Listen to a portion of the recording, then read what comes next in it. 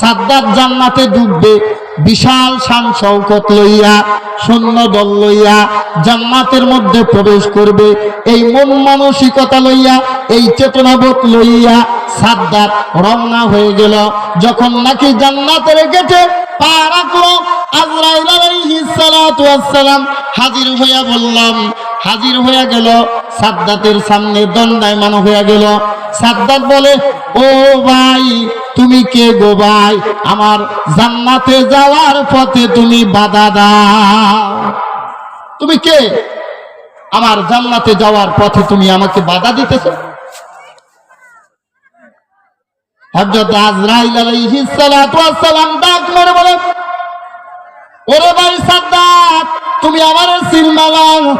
আমার নাম শুনলে এই দুনিয়ার সমস্ত লোক কেঁপে উঠে, সমস্ত প্রাণী আমার নাম শুনে কেঁপে উঠে, থর থর থর থর করে কাঁপে। প্রত্যেকের কলিজাটা শুকাইয়া যায়, কারণ আমি প্রত্যেকের জান কবজ করি। আমার নাম আজরাইল, আমার নাম আজরাইল। সাদ্দাত বলে, ও ভাই আজরাইল, তুমি এখানে কি চাও?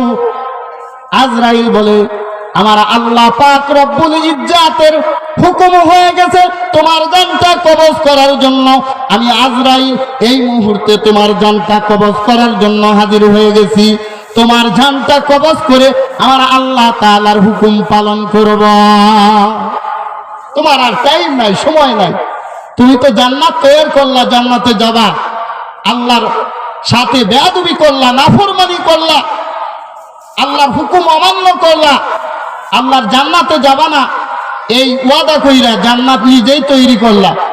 কিন্তু তোমার আর জান্নাতে যাওয়ার সুযোগ নাই রে নাই।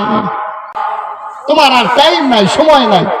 তুমি তো জান্নাত তৈরি করলা, জান্নাতে যাবা, আল্লাহর সাথে বেয়াদবি করলা, নাফরমানি করলা, আল্লাহর হুকুম অমান্য করলা, আল্লাহর জান্নাতে যাবা না এই ওয়াদা কইরা জান্নাত নিজেই তৈরি করলা। কিন্তু তোমার আর জান্নাতে যাওয়ার সুযোগ নাই রে নাই। সাদ্দাত বলে, ও ভাই আজরাইল, তোমার হাতে ধরি, তোমার পায়ে পড়ি, আমাকে একটু সময় দাও, একটুখানি আমি জান্নাত দিয়ে ঘুরে আসব। বড় শখ কইরা, বড় আশা কইরা, বড় পরিশ্রম কইরা, বড় ত্যাগ স্বীকার কইরা আমি জান্নাত তৈরি করেছি। ওই জান্নাতটা আমাকে একটু দেখতে দাও।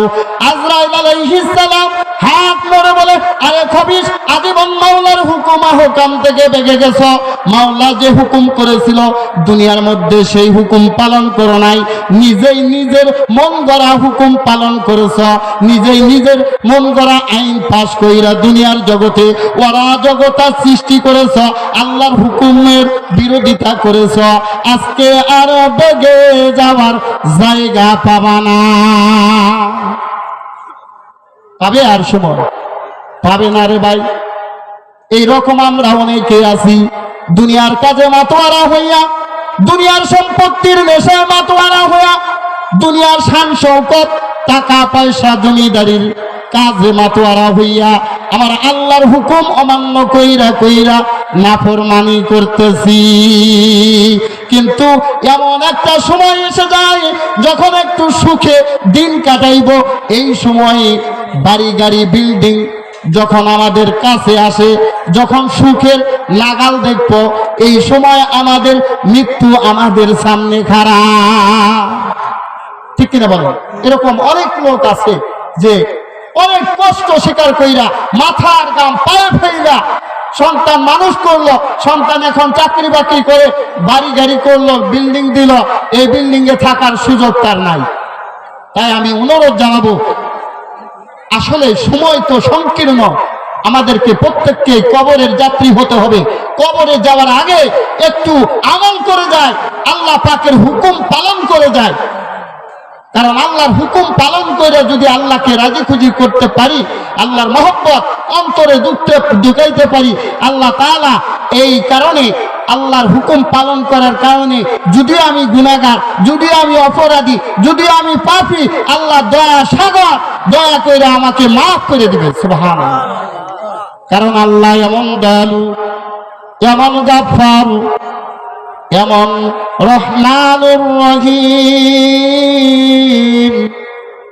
আমার আল্লাহ কুদরতি ভাবে প্রত্যেকটা দিন এই প্রথম আসমানে নেমে এসে বান্দাকে ক্ষমা করার জন্য আল্লাহ তাআলা বান্দার দিকে তাকায় তাকায় থাকে আর কুদরতি ভাবে ঘোষণা করতে থাকে, ওরে বান্দা, তোমার বাবা মা দুনিয়াতে তোমাকে যতটুকু না ভালোবাসে, যতটুকু না স্নেহ করে, যতটুকু না আদর করে, যতটুকু না মহব্বত করে, তার চেয়ে আমি আল্লাহ কোটি কোটি গুণ মহব্বত করি, কোটি কোটি গুণ ভালোবাসি। কারণ তোমার দিকে আমি তাকায় থাকি, তুমি গুনাহ করছো, গুনাহ করতে করতে, অপরাধ করতে করতে জমিন থেকে আসমান পর্যন্ত গুনাহ করে ফেলেছ। এখন গুনার দিকে তাকালে মনে হয় জাহান্নাম ছাড়া কিছুই তোমার ভাগ্যে জুটবে না। কিন্তু তুমি গোলাম, জেনে নাও আমি আল্লাহ এবং দয়ার সাগর। তুমি যদি আমি আল্লাহকে আল্লাহ বইলে একবার ডাক দাও, আমি আল্লাহর রহমতের দরিয়ায় জোশ লেগে যায়।